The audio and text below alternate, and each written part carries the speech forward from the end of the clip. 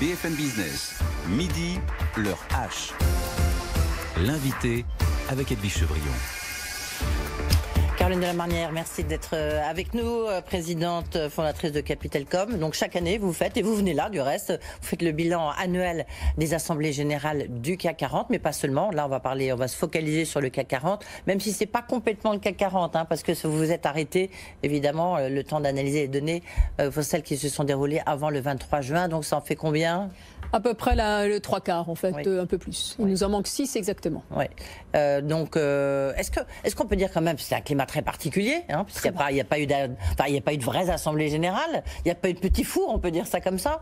Est-ce que c'est quand même un vrai tournant, ce qui s'est passé, puis après on rentrera dans le détail? En fait, oui. Edwige Chevrillon, c'est un tournant majeur. C'est-à-dire que, suivant les assemblées générales depuis près de 15 ans, on peut vraiment dire que cette saison a marqué une inflexion absolument considérable dans l'évolution de cette histoire. Et les assemblées générales de l'an prochain ne seront pas les mêmes que celles qu'on a connues, mais ne seront pas les mêmes que celles qu'on a connues également cette année.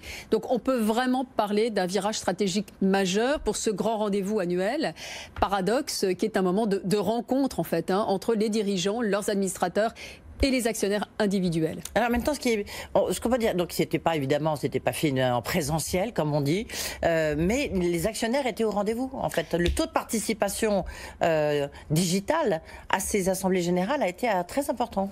Oui, on a eu effectivement un taux de participation élevé, même si on y reviendra peut-être un peu plus tard. Le temps d'échange avec les actionnaires s'est considérablement réduit, puisque on est généralement sur une durée de 3/4 d'heure, 1 heure, et là on est vraiment passé sur une durée très très restreinte. Expédié, de combien? Expédié, 10 minutes. 10 minutes, ah oui, c'est vraiment ce qui s'appelle expédié. Et pourquoi? C'est une volonté finalement en réalité, est-ce que c'est une volonté? Moi je pense qu'il faut quand même rappeler un petit peu le contexte. C'est vrai que le 25 mars, l'ordonnance a été publiée autorisant les entreprises à tenir leurs assemblées générales sous un format digital. On n'avait jamais vu ça, on ne connaissait pas et les outils ne sont pas complètement appropriés pour ce type d'exercice.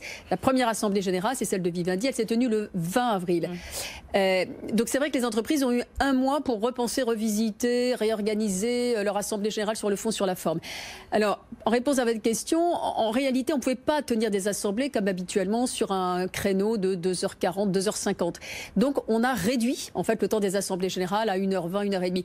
Il y a quand même des obligations réglementaires et tout ça a été condensé, on va dire, sur 1h10. Donc le temps d'échange avec les actionnaires mécaniquement a été réduit effectivement à 10 minutes. Qu'est-ce qui a changé puisque c'est un tournant? En quoi ça a changé? Ça a changé quand même la relation. L'effet marquant, c'est quoi? Alors, l'effet marquant, c'est qu'on a quand même eu un focus du jamais vu sur un sujet, un seul, qui est un sujet d'actualité, qui est le Covid. Alors, il y a une saison qui est démarquée en 2 temps. La première partie a été marquée plutôt sur la façon avec laquelle on aborde cette crise sanitaire, comment est-ce qu'on se met en ordre de marche, comment est-ce qu'on réagit, alors que la deuxième mi-temps, si je puis dire, à partir de mi-mai, c'est plutôt consacré à l'après-Covid. C'est-à-dire que maintenant qu'on avait acté le Covid, comment est-ce qu'on se prépare, en fait, à aborder, je dirais, l'après-crise sanitaire.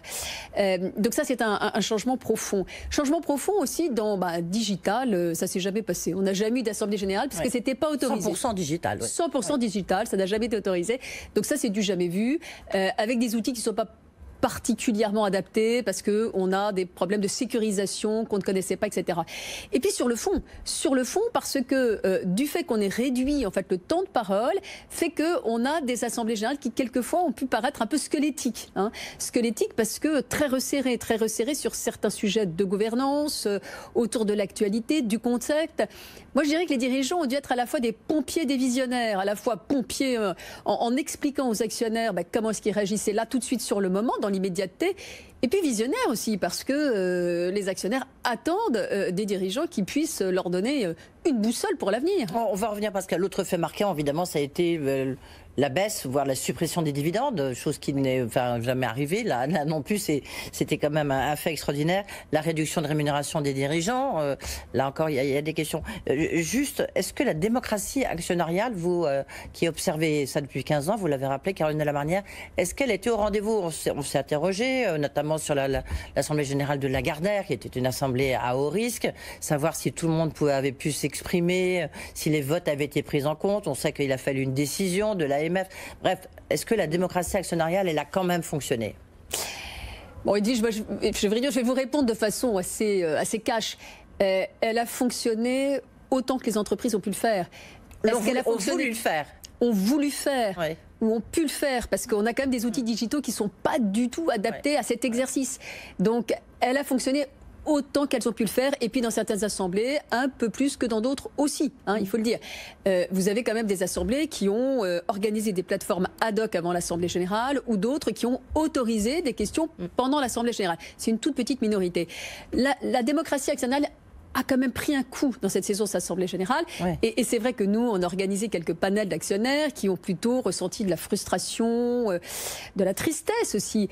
Et vous rajoutez au fait, on y reviendra, que la politique de distribution du dividende a été complètement reconsidérée, ouais. Hein, puisque certaines ont annulé, voire réduit.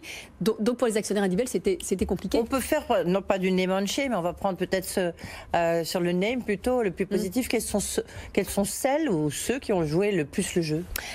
Moi, je dirais que c'est celle quand même qui a organisé, par exemple, les questions en séance. Mais par exemple, c'est Total, Engie, Capgemini. Vous avez aussi deux autres assemblées, comme Air Liquide, Renault, qui ont organisé des plateformes ad hoc pour vraiment favoriser. D'ailleurs, pour preuve, on a eu, par exemple, chez Air Liquide, plus de 350 questions qui sont remontées. Donc, on voit bien qu'il y a eu des efforts, ces 5-là en particulier, ont vraiment fait un effort en matière de démocratie actionnariale, en faisant remonter le plus de questions et en essayant vraiment de les traiter, je dirais, dans les meilleures conditions possibles. Ouais.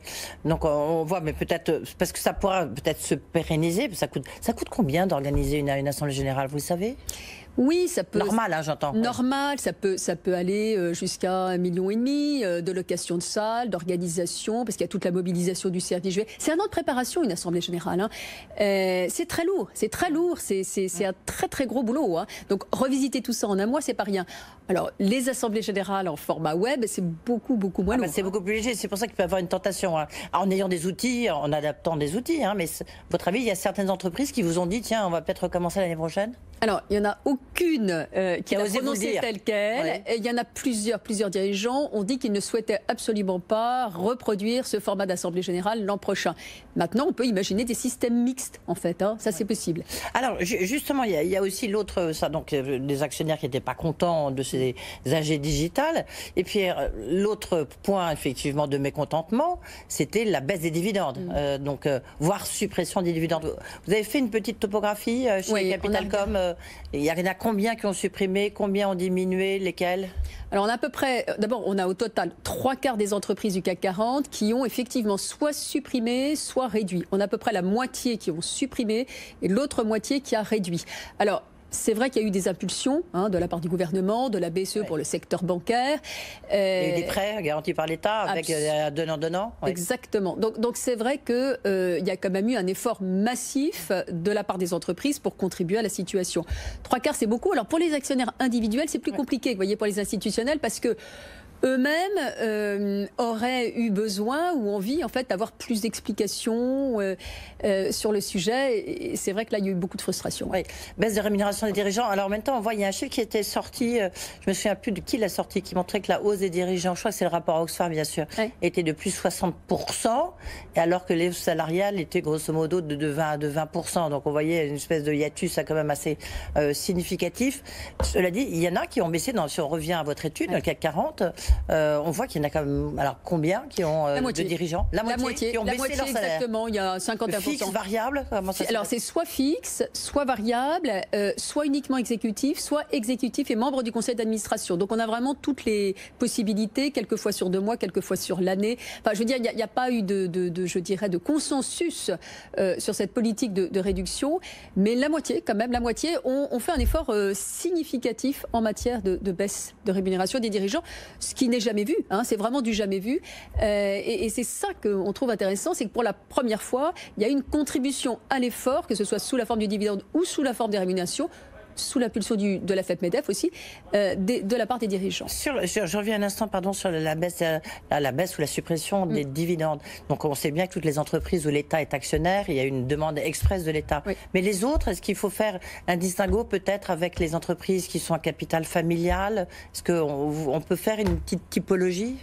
Alors on n'a pas forcément regardé le lien avec les capitaux familiaux, on n'a pas forcément été frappé par un lien spécifique à ce niveau-là. Alors souvent, quand il n'y a pas eu baisse de la politique des dividendes, de distribution, elle a été argumentée. C'est-à-dire que l'entreprise a expliqué pourquoi est-ce que cette année en particulier choisissait de ne pas réduire le montant du dividende. Toute dernière question, même si elle est importante, il y a 70% des entreprises qui ont abordé la raison d'être. On parle de la Convention citoyenne pour le climat, avec des propositions qui ont été faites. La RSE, c'était au cœur de ces débats, mais si je veux dire, on a dépassé la com maintenant, c'est vraiment devenu une réalité. Alors, moi je crois, Edwige Ferrillon, qu'on peut vraiment considérer cette fois-ci, parce que l'heure est grave. Quand je parlais de visionnaires, vous savez que quasiment toutes les entreprises ont dû annuler leurs objectifs financiers. Donc la seule boussole que l'on ait aujourd'hui, c'est la raison d'être. Ah oui, c'est très important de l'avoir présent à l'esprit. On n'a plus d'objectifs financiers sur lesquels on peut se fonder, parce qu'on n'a tout simplement pas de visibilité. Donc la raison d'être, c'est la boussole. Et c'est comme ça que ça a été présenté par des dirigeants comme Frédéric Oudéa, Stéphane Rouchat, Jean-Pierre Clamadieu, etc., qui ont vraiment posé ça. Par exemple, chez Engie, on a annoncé 19 nouveaux objectifs en matière de RSE. Chez Total, il y a eu un engagement de la part du conseil d'administration très fort en faveur de la neutralité carbone à horizon 2050, je veux dire. Par conséquent, on peut plus dire que la raison d'être soit cosmétique. Là, je crois que c'est vraiment une vraie boussole. Comme quoi, c'est un vrai tournant. Merci beaucoup, ce cru des Assemblées Générales 2020. Merci beaucoup, Caroline Lamanière, d'avoir été avec nous, la patronne de Capitalcom. Évidemment, je pense qu'on peut retrouver sur votre site toute votre étude. Dans un instant, on reviendra sur la Convention citoyenne pour le climat. Est-ce qu'il y a des vraies propositions? On en parlera avec Jean Messia, le monsieur économie du Rassemblement national.